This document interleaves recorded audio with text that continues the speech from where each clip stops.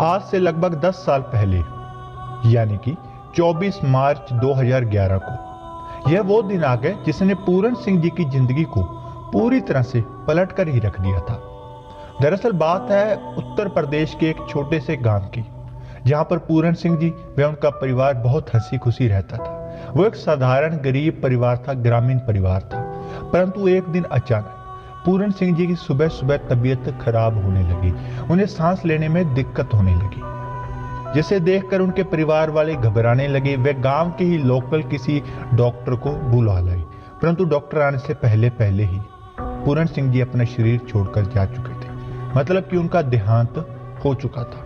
यह सब देख के उनका परिवार पूरी तरह से बिलखने लगा, रोने लगा। आस पड़ोस के लोग वहां पर आने लगे, एकत्रित होने लगे। वह उनके अंतिम यात्रा यानी कि संस्कार की तैयारी शुरू हो गई। परंतु तभी अचानक कुछ ऐसा हुआ जिसको देखकर लोगों को अपनी आंखों पर यकीन न हुआ। वे जिसने भी वो बात सुनी वो आश्चर्यचकित रह गया। दरअसल हुआ ही कुछ ऐसा था जो ना तो कभी सुना था और ना ही कभी देखा था, क्योंकि पूरन सिंह जी के उस मृत शरीर में एक बार फिर से जान आ गई थी। उसमें हलचल हो गई थी, लोग आसपास बैठे रो रहे थे। तभी पूरन सिंह जी का वो शरीर हिलने लगा। कुछ लोग भयभीत भी हुए, परंतु परिवारजनों ने जब वहां पर आकर उन्हें हिलाया डुलाया तो देखा पूरन सिंह जी की सांसें चल रही थी, यानी कि वो दोबारा से जिंदा हो गए थे। फिर उनके मुंह पर पानी के छींटे फेंके गए, उन्हें उठाया गया, पानी पिलाया गया और देखते देखते उनका शरीर स्वस्थ होने लगा। फिर पूरन सिंह जी ने अपनी आप बीती सुनाई। जो उन्होंने कहा वो सुनने में थोड़ा सा डरावना हो सकता है, परंतु वो पूरा सुनकर आप लोगों का भी जीवन पलट जाएगा। इसलिए आप लोगों से निवेदन है कि वीडियो के पूरा अंत तक बने रहे। हो सकता है वीडियो थोड़ी सी लंबी हो जाए, परंतु आप लोगों के बहुत काम आने वाली है। तो बिना समय व्यर्थ करे इस वीडियो में आगे बढ़ जाते हैं। परंतु पहले आप लोगों को बता दूं कि हमने एक नया YouTube चैनल स्टार्ट करा है जिसका नाम है खुशदीप सिंह। उसका लिंक आपको वीडियो के डिस्क्रिप्शन में मिल जाएगा। तो बिना समय व्यर्थ करे चलिए बढ़ते हैं अपनी वीडियो की तरफ। दरअसल पूरन सिंह जी ने बताया कि उन्हें यम के दूत यानी कि वो यमराज के भेजे हुए दूत लेने आए थे। पूरन सिंह जी बताते हैं कि वो अपने मांचे पर लेटे हुए थे इसी शरीर के अंदर। तभी उनके सामने दो भयानक शक्लों वाले, बहुत ही ज्यादा डरावनी व भयानक शक्लों वाले, राक्षस जैसे काले काले मुंह वाले दो अनजान शक्लें उनके सामने बन गई। उनकी आवाज इतनी ज्यादा भयंकर, इतनी ज्यादा डरावनी थी कि कोई भी इंसान सुन ले तो उसके प्राण बुखेर उठ जाए। उन दोनों यम के दूतों ने मेरे ऊपर फंदा फेंका और मुझे बड़ी ही कड़कती आवाज में बोला कि चल, तेरे चलने का समय हो चुका है। तेरा इस पृथ्वी पर रहने का समय अवधि समाप्त हो चुकी है। तूने अपने श्वास खत्म कर दिए, अब तेरा ऊपर न्याय होगा। और उस आवाज को सुनने के बाद पूरन सिंह जी बताते हैं कि वो बहुत ज्यादा भयभीत हो गए। उन्होंने अपने घर वालों को आवाज लगाने का प्रयत्न करा, परंतु ये क्या, उनके मुंह से तो आवाज ही नहीं निकल रही। फिर उन्हें स्मरण हुआ कि हाँ, जब भी किसी व्यक्ति की मृत्यु होने वाली होती है तो सबसे पहले उसकी जुबान बंद हो जाती है। शायद यही वजह है कि आज तक कोई नहीं बता पाया कि क्या होता है मृत्यु के समय। उसके बाद पूरन सिंह जी बताते हैं कि मेरी जो शरीर के अंदर की आत्मा थी वो मुझे महसूस होने लगी कि यम के दूत उसे मेरे शरीर के अंदर से खींच रहे हैं, उसे निकाल रहे हैं। परंतु मेरी आत्मा को इस शरीर से, इस दुनिया से इतना मोह था कि वो शरीर को त्याग कर नहीं जाना चाहती थी। वो लड़ रही थी उनसे, वो भाग रही थी, वो मेरे शरीर के अंदर छुप रही थी, परंतु वो उसे खींचने लगे। मेरे पैरों से वो आत्मा ऊपर उठने लगी और जिस जिस अंग से वो आत्मा ऊपर उठ रही थी उसके नीचे का भाग एकदम ठंडा पड़ता जा रहा था, यानी कि मेरा शरीर मर रहा था। मैं उस चीज को महसूस कर पा रहा था कि मेरा ये शरीर मर रहा है। मेरे आसपास बैठे एक दो व्यक्ति भी इस बात का आभास नहीं कर पा रहे थे कि मैं मर रहा हूं। हाँ, मेरे को पीड़ा हो रही थी। मैंने हाथ पांव फैलाए। ऐसी पत्नी को छोड़ देना चाहिए। ऐसी पत्नी जिसके मुख से हर समय अपशब्द और क्रोध प्रकट होता हो, जो घर में कलह का माहौल रखती हो इस तरह का व्यवहार करने वाली पत्नी को छोड़ देना ही बेहतर है, क्योंकि ऐसी पत्नी के साथ से मन में नकारात्मकता आती है जो परिवार की तरक्की में बाधक बनती है।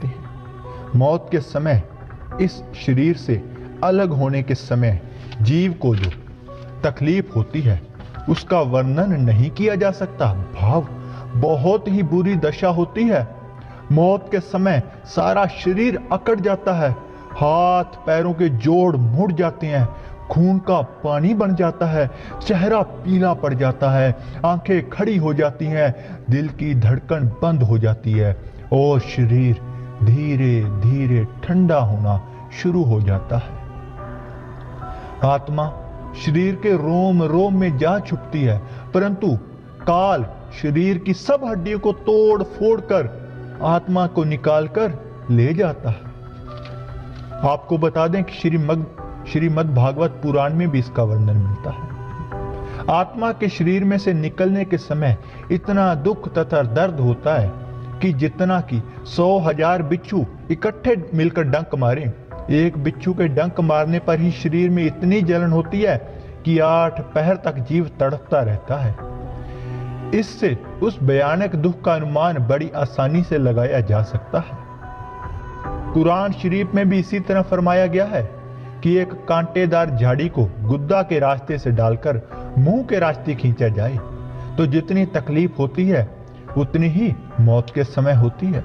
शहनशाह मस्ताना जी फरमाते हैं, वह जिस तरह किसी रेशमी कपड़े को किसी कांटेदार झाड़ी पर फेंक कर खींचा जाए तो वह चिथड़े चिथड़े हो जाता है, इसी तरह जब आत्मा को शरीर में से निकाला जाता है तो उसकी भी ऐसी ही हालात होती है। मौत के समय जीव को बहुत भारी कष्ट सहन करना पड़ता है।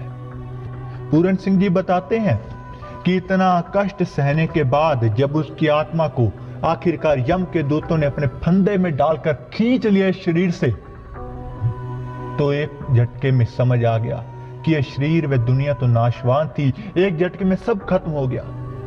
उन्होंने कहा कि मेरी आत्मा को मेरा शरीर मृत पड़ा हुआ दिखाई दे रहा था, परंतु उसके बाद यम के दूतों ने मेरी आत्मा को पकड़कर ऊपर लेकर गए तो मैं इस दुनिया के सारे रिश्ते नातों को एकदम से भूल गया। मेरी याददाश्त से वो सब चीजें खत्म हो गई कि मेरा क्या नाम था, कहां से मैं आया हूं, कौन हूं मैं। तब उन यम के दूतों से मैंने निवेदन करा कि मेरे को इतना कष्ट ना दे, क्योंकि वो मेरी आत्मा को लगातार मारते जा रहे थे, तकलीफ दे रहे थे। उन्होंने पूरन सिंह जी ने बताया कि क्योंकि मैंने जीवन में बहुत पाप करे थे।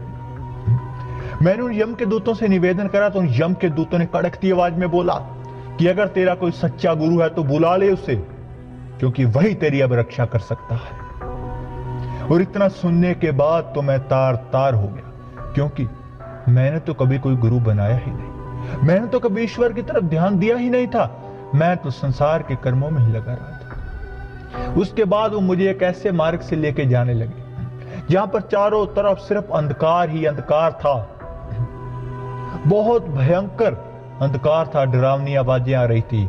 वे उसके बाद उन यम के दूतों ने मेरे सर पर मेरे कर्मों की गठड़ी रख दी, मेरे पाप कर्मों की, जो कि बहुत ही ज्यादा वजनी थी।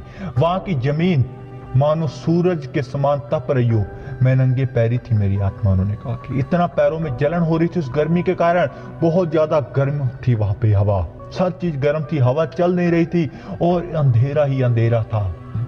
वहां से चलते गए, मैं रुकता तो वो यम के दूत मारते मुझे, और चलते चलते आगे एक नदी आई। उस नदी का क्या वर्णन करूं, इतनी भयंकर, इतनी खूंखार नदी मैंने आज तक सोचा भी नहीं था कि कुछ ऐसा भी होता होगा। इंसानी खून से वो नदी बह रही थी, उसके अंदर अनगिनत प्रकार के जीव जंतु थे, अनगिनत प्रकार के जीव जंतु की हड्डियां, मांस के टुकड़े थे, जहरीले जहरीले खतरनाक जानवर उसके अंदर थे, कीड़ कोड़े थे, मतलब ऐसी ऐसी चीजें उसके अंदर थी कि सुनकर भी रूह कांप जाए। और इतनी ज्यादा दुर्गंध आ रही थी, गंदगी से भरी हुई वो नदी थी। यम के दूतों ने मेरे को कहा कि तुम्हें तैर कर ये नदी पार करनी है, और इतना सुनकर तो मेरे चीख निकल गई कि ऐसा मैं कैसे कर सकता हूं, इतनी भयानक जगह से मैं कैसे पार हो सकता हूं। तो यम के दूत मुझे मारने लगे, फिर मुझे मजबूरी में वो नदी पार करनी पड़ी और उस चीज की पीड़ा कैसे बयान करूं, किस चीज से उसका कंपैरिजन, किस चीज से तुलना करूं कि कितनी पीड़ा मुझे हुई। उसके बाद मैंने देखा वहां पर साइड में नरक भी थे, स्वर्ग भी थे, हर चीज वहां पर थी। उन्होंने कहा कि नरकों में तेल से भरे हुए कुंड थे जिनके अंदर तेल खोल रहा था वह भयानक शक्लों वाले यम के दूत वहां पर बुरी आत्माओं को उसके अंदर तल रहे थे। बुरी आत्माओं को बहुत बुरा हाल था, उन्हें भयानक सजाएं मिल रही थी जिसका वर्णन भी क्या करके सुना। और एक तरफ स्वर्ग था जिसके अंदर भी आत्माएं विचर रही थी, घूम रही थी, परंतु यह तो बहुत बड़ा कहें तो एक जाल था। उसके बाद मुझे यमलोक ले जाया गया। एक बहुत बड़ा दरवाजा था, वो बहुत बड़ा दरवाजा खोला गया मेरे जाते ही। वो दरवाजा खोलने के बाद वो यमदूत बाहर रुक गए, वह दो अन्य यमदूत मुझे अंदर ले गए। सामने धर्मराज यानी कि यमराज बैठा था जिसकी शक्ल इतनी भयानक, वह इतना विशालकाय था वो यमराज कि कैसे बयान करूं। मुझे देखते ही उस यमराज ने बड़ी ही कड़कती आवाज में कहा, यह किसे ले आए तुम? अभी इसका समय नहीं हुआ है, इसे वापिस छोड़कर आओ।